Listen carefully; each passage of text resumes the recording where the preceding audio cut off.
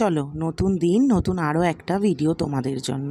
সকালটা শুরু হলো চা দিয়ে, আগে চা বসিয়ে নিলাম।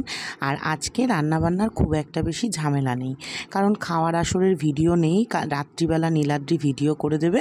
আর আজকে আমি সকালেই উঠে ঠিক করেছি, তোমাদের যে বলেছিলাম আমাদের বিয়ের দ্বিতীয় পর্বটা দেব, তো সেই কারণে আজকে আমার খাওয়ার আসরের কোনো ভিডিও রাখিনি। আর হ্যাংলামিতে মা আজকে চিকেন দিয়ে ভিডিও করবে। আর এই চিকেনটা একটুখানি বার করে রেখেছি, সে তো মানে গলতে কত সময় লেগে যাচ্ছে, সেই কারণে ভাবলাম আগে সমস্ত কিছু কেটে নিই। এখানে একটুখানি আলু কাটলাম, পেঁয়াজ কাটলাম, আদা রসুন বাটলাম, বেটে পাশের ঘরে চলে এলাম জামা কাপড়গুলো ভাঁজ করে সমস্ত কিছু পরিষ্কার করতে। আর এদিকে দেখো অনেকক্ষণ পরে মাংসটা মোটামুটি একটু গলেছে।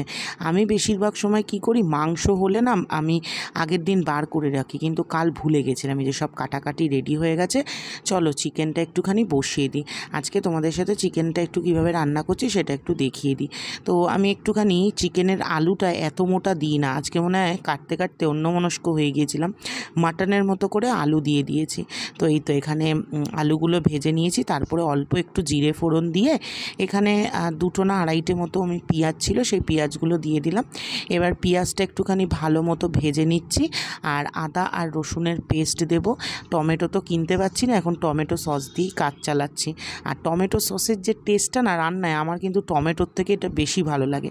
আর আদা রসুনের পেস্টের সময় আমি এর মধ্যে একটুখানি দারচিনি দিয়ে দিয়েছি, মানে এলাচ আর লবঙ্গটা বাদ দিয়েছি, শুধু একটু দারচিনি দিয়ে দিয়েছি। আর এরপর আমি যেটা করি, এই যে ওই মশলার বাটিটার মধ্যেই জিরের গুঁড়ো, ধনের গুঁড়ো, লঙ্কার গুঁড়ো, হলুদ গুঁড়ো আর টমেটো সস, এটা আর আজকে গুলাইনি, এমনিই দিয়ে দিলাম। দেখো এইটা দেওয়ার পরে অটোমেটিক্যালি রান্নার কালারটা কি সুন্দর চেঞ্জ হয়ে যায়। তোমরা এইরকমভাবে মশলা গুলিয়ে দেবে, তাহলে দেখবে রান্নার কালার খুব সুন্দর আসবে। আর আমি যখন মাংস করি পেঁয়াজটা একদম গলিয়ে ভাজি না, তাহলেও মানে গ্রেভিটাও ভালো হয় না আর দেখতেও খুব একটা ভালো লাগে না। তো এই দেখো মশলাটা মোটামুটি কষানো হয়ে গেছে। এরপর এর মধ্যে ধুয়ে রাখা চিকেনটা দিয়ে দিলাম। আর এই এক হাতে ক্যামেরা নিয়ে আর এক হাতে এই রেসিপি শেয়ার করতে এত প্রবলেম হয় না। আর আমার এই এত টাকা দিয়ে যে আমি ওভেনটা আগের দিন কিনে নিয়ে আসলাম, আমি তো নীলাদ্রিকে সারাদিনে 50 বার মনে হয় কথা শোনাচ্ছি। সেই আমার 2টো ওভেনেই রান্না করতে হচ্ছে, একদম কোণের ওভেনটার আবার সেই আগুন কমে গেছে। আমার কথা হচ্ছে আমি যদি সেই 2টো ওভেনেই রান্না করি, তাহলে আমি 2000 টাকা দিয়ে নর্মাল আমাদের যে স্টিলের ওভেন আছে সেটা কিনবো। আমি এত দাম দিয়ে সুন্দর দেখতে 3টে ওভেন কিনবো কেন? এই নিয়েই তো নীলাদ্রির সাথে আমার প্রায় রোজই বেঁধে যাচ্ছে যে তোমার জন্য আমি এত দাম দিয়ে ওভেন কিনেছি, আমার ইচ্ছেই ছিল না। আর এই যে মোহরকে ঘুম থেকে তুলছি, আজকে তো মোহর স্কুলে যায়নি, যেহেতু তোমার রবিবার ছিল। তো তারপরে মোহরকে টিফিনে ব্রাউন ব্রেড, একটু দুধ আর কলা দিলাম। ও আজকে অনেক দিন থেকেই বলছিল দুধ পাউরুটি কলা খাবে, তো এই জন্য একটুখানি আজকে দিলাম। এখন তো জেনে গেছি দুধে ওর কোনো প্রবলেম হচ্ছে না। সেই সময়টাতে ওর ইনফেকশান হয়ে গেছিলো, মনে হয় খাবারে কিছু পড়েছিল। ওর সবথেকে বড় যেটা প্রবলেম, ছোটোবেলা থেকে ওর যে কোনো মানে পেটে ওর খুব প্রবলেম, মানে পেট মানে ধরো তোমার সেটা কুকুরের হতে পারে বা তোমার বিড়ালের হতে পারে, এইগুলোতে ওর প্রবলেম। সেই সময় হয়তো কোনোভাবে কুকুর বেড়ালের লোম কিছু গেছিলো পেটে, সেখান থেকেই ওর প্রবলেমটা হয়েছিল। এই যেখানে অনেক বাহানা করে ওকে খাওয়াতে হয়। আর আমার চিকেনের এখান থেকে দেখো কষানোর পর এত সুন্দর জল বেরিয়েছে, এটাতে আমি আর জল দেব না। মোটামুটি চিকেনটা সিদ্ধ হয়ে গেছে, রান্নাটাও খুব সুন্দর হয়েছে। এই রান্নাবান্না করার পরে জিমে গিয়েছিলাম, তারপরে আরও নানান রকম কাজ ছিল, সেই কারণে আর দুপুরবেলার কোনো ভিডিও করতে পারিনি। এখানে সন্ধেবেলা এসে পুজো টুজো দিলাম, গীতা টিতা পড়লাম, সন্ধেবেলা থেকে আবার ভিডিওটা শুরু করেছিলাম। নীলাদ্রি চলে এলো, ওই যে তোমার ওই রিলায়েন্স থেকে যে গিফটগুলো পাঠিয়েছিল না, আগে ভাবছি ওগুলোই শেষ করি। আর আমার তো মাসকাবাড়িতে তোমার ঝুরি ভাজা, তারপর তোমার ডালমুট, নিমকি টিমকি আনি, আমি বললাম ওগুলো পরেই খাবো। তো এইখানে একটুখানি তোমার এই আলু ভুজিয়াটা নিয়ে নিচ্ছিলাম নীলাদ্রিকে দেবো বলে, আর একটু চা বসিয়ে দিয়েছিলাম আমার আর নীলাদ্রির জন্য। এই আলু ভুজিয়াটা থেকে প্রচণ্ড পরিমাণে মিন্টের গন্ধ, যেটা আমার একদম ভাল লাগছিল না। আর অনেকের প্রশ্ন থাকে যে আমি চা কেন এরকম ছাঁকনি দিয়ে মানে দেখি। আমার এই চা করার সময় এই ছাঁকনি দিয়ে এটা না করলে আমার মনে হয় কি যে আমার চাটা টেস্ট হচ্ছে না বা কালারটা আসছে না, এই রকম ব্যাপারটা। চাটাকে এরকম বারবার এরকম করা, এটাকে আমি চামচ দিয়ে করতে পারবো বলো ছাঁকনি ছাড়া? এই জন্য আমি ছাঁকনিটাই ইউজ করি। জানি না অনেকে বলে যে কেন করি এটা। তো যাই হোক, এই তো আমাদের সন্ধেবেলা দুজনের একটুখানি আড্ডা মারার জিনিস রেডি হয়ে গেছে। এরপর যাব আমি আর নীলাদ্রি একটা বিশেষ জায়গায়, আমি এই 2টো বিস্কুট খাবো। সন্ধে দিলাম, চাটা খেলাম, রেডি হলাম, এখন যাচ্ছি আমি, নীলাদ্রি আর মোহর তিনজনে মিলে মধ্যম গ্রামে। অ্যাকচুয়াল কালকে হচ্ছে গিয়ে তোমার শ্রাবণের প্রথম সোমবার, তো কালকে আমি উপোস করবো, সেই জন্য আমার তো কালকে ভিডিও আছে খাওয়ার আসরের। আমার ভিডিও যেহেতু হবে না, তো সেই কারণে নীলাদ্রিকে বললাম রাত্রিবেলা একটা ভিডিও করে দিতে। তো এবার নীলাদ্রি বলছে বিরিয়ানি খাবো, কিন্তু দাদা বৌদি ঠৌদি বহুবার খেয়েছি, চলো উজ্জ্বলদার বিরিয়ানি নিয়ে আসি। তো সেই কারণে আমরা এখন যাচ্ছি মধ্যমগ্রাম উজ্জ্বলদার বিরিয়ানি নিয়ে আসতে। নিয়ে এসে নীলাদ্রি ভিডিও করবে, আর একটু আমরা এদিক ওদিক ঘোরাঘুরি করবো, পারলে আমার ফুল টুল মিষ্টি টিষ্টিগুলো একেবারে নিয়ে চলে আসবো। চলো যাওয়া যাক। এই যে বাইকে করে ঘোরার এর একটা অন্যরকম মজা। যারা গাড়িতে করে ঘোরে, বাইকে করে ঘোরে, আমার মনে হয় তাদের মধ্যে বেশিরভাগ লোক বাইকটাকেই প্রেফার করবে। আমি যেমন সত্যি বাইকটাই বেশি প্রেফার করি। এক তো পুকপাক এদিক দিয়ে ওদিক দিয়ে ঢুকে যায়, দ্বিতীয় কথা হচ্ছে কি এত সুন্দর পরিবেশটাকে এনজয় করা যায়। আর ফাইনালি বহুদিন বাদে আজকে মধ্যম গ্রামে এসেছি। এই দিকটা একটা সময় ছিল যখন আমি প্রায়ই আসতাম, আমার এখান থেকে অফিস যেতে হতো, কিন্তু এখন আর এদিকটাতে আসাই হয় না। তো সেই পুরনো বাজার টাজারগুলো দেখে এত ভালো লাগছে, মানে মনটা যেন মানে একদম গার্ডেন হয়ে যাচ্ছে। আর এই যে সেই উজ্জ্বলদার বিরিয়ানির দোকানে চলে এসেছি। সত্যি কথা বলতে অ্যাম্বিয়েন্স এত নোংরা, আমি জানি না এত বড় বড় ফুড ব্লগাররা এখানে গিয়ে কী করে ব্লগিং করে। ঠিক এই দোকানটার পাশেই রয়েছে বাথরুম। বিরিয়ানি নিতে গেলে বিরিয়ানির গন্ধ ছাপিয়ে তোমাদের নাকে চলে আসবে জেন্টস টয়লেটের গন্ধ, মানে যাতা একটা ব্যাপার। আর আমার বিরিয়ানিটাও খুব একটাও যে পছন্দ হয়েছে এমন নয়। আর এখানে বিরিয়ানি কাটছিল 220 টাকা করে বিরিয়ানি, মাটনের পিস যে খুব আহামরি সেটাও নয়। আমি মাঝে মাঝে ভাবি যে কেন এনাকে নিয়ে এত পরিমাণে মাথা ব্যথা সব লোকেদের। আর এখানে তারপরে গিয়েছিলাম নীলাদ্রির ওই বাড়িতে, সকালবেলা ওয়ার্কআউট করাতে আসে, তো ওর একটা ব্যান্ডের দরকার ছিল, সেই ব্যান্ডটা কিনতে গেছিলাম।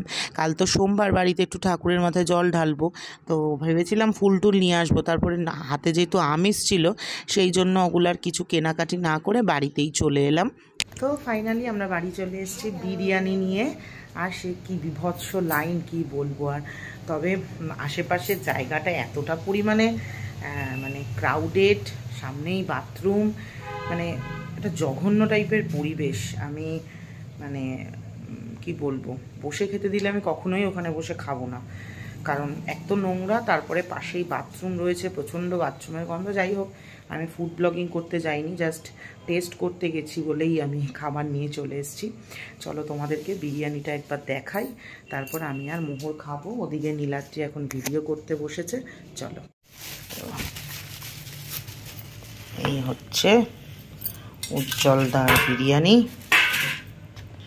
কোয়ান্টিটি তো প্রচুর। সরে যা সোনা।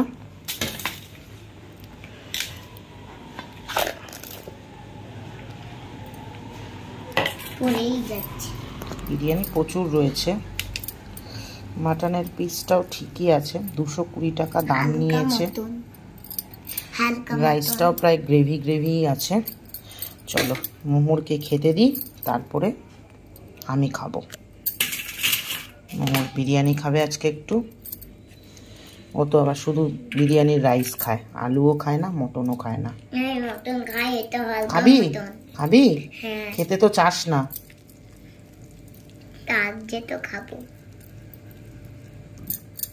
এই যে হালকা মতন বলে খাবে, তো ওকে দিয়ে দিই। চলো, তো চলো, নীলাদ্রির খাওয়া হয়ে গেছে, মোহরের খাওয়া হয়ে গেছে, এবার আমি একটুখানি খাই।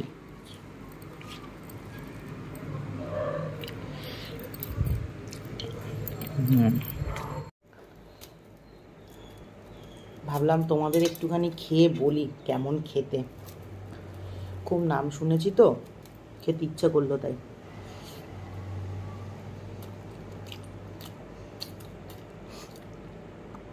দেখো, যদি বলি ফুটের বিরিয়ানি তাহলে ঠিক আছে, সেক্ষেত্রে দাম বেশি, কিন্তু সবাই যেভাবে দাদা বৌদি বা ডিবাপির বিরিয়ানির সঙ্গে তুলনা করে সেটা ঠিক নয়। মানছি যে আমাদের দাদা বৌদির এখন কোয়ালিটিটা অনেকটা পড়ে গেছে, কিন্তু কোয়ালিটি পড়ে গেলেও তোমার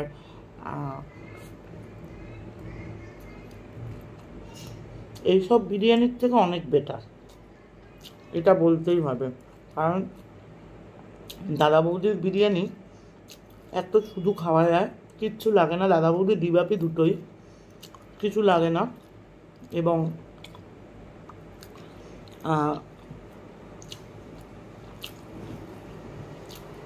ফ্লেভার অনেক বেশি থাকলেও এই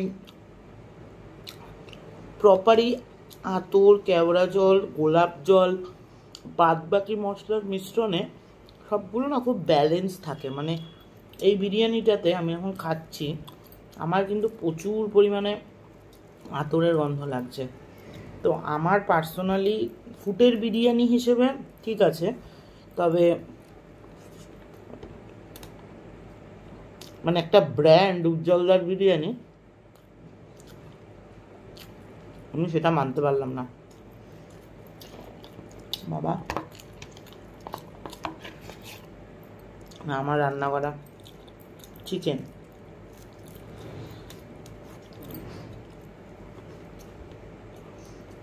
কি গো, পেঁয়াজ কেটে দিতে বলি।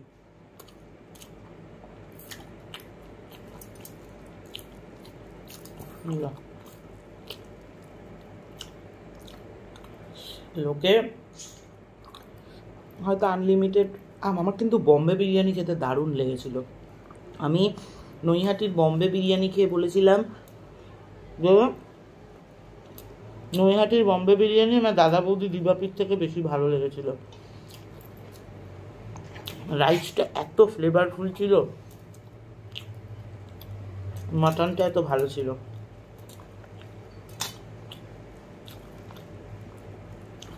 এটা আহামরি কিছু না।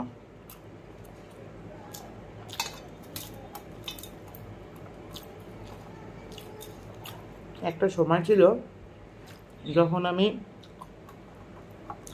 বাইরে যেতাম ভিডিও করতে, তারপরে আমার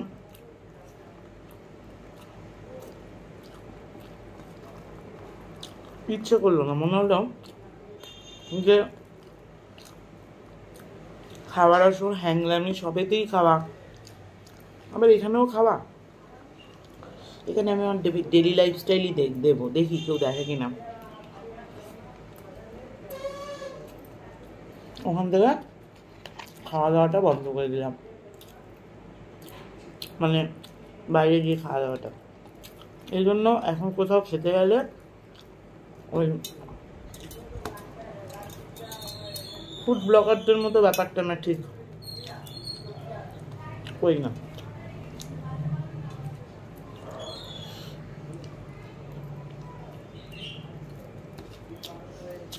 আজকে যখন বিরিয়ানি নিয়ে আসছিলাম মধ্যমগ্রামে, আরও দুটো ফেমাস বিরিয়ানি দেখলাম। একটা হচ্ছে আহারে বিরিয়ানি, আর একটা হচ্ছে লখনৌ বিরিয়ানি। এই দুটোরই এক সময় খুব নাম হয়েছিল। তো একদিন যাব খেতে বিরিয়ানি।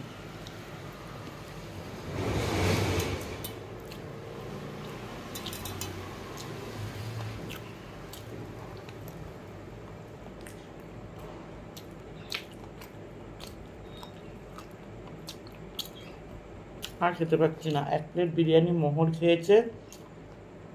তোমার সত্যি করে বলো, এইটা বিরিয়ানি তোমাদের দেখে মনে হচ্ছে ফ্রাইড রাইসের চাল? এটা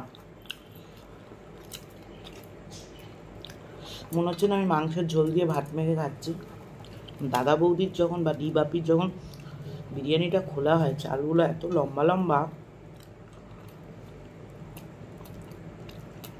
আর প্রচুর পরিমাণে মিঠা আতরের গন্ধ।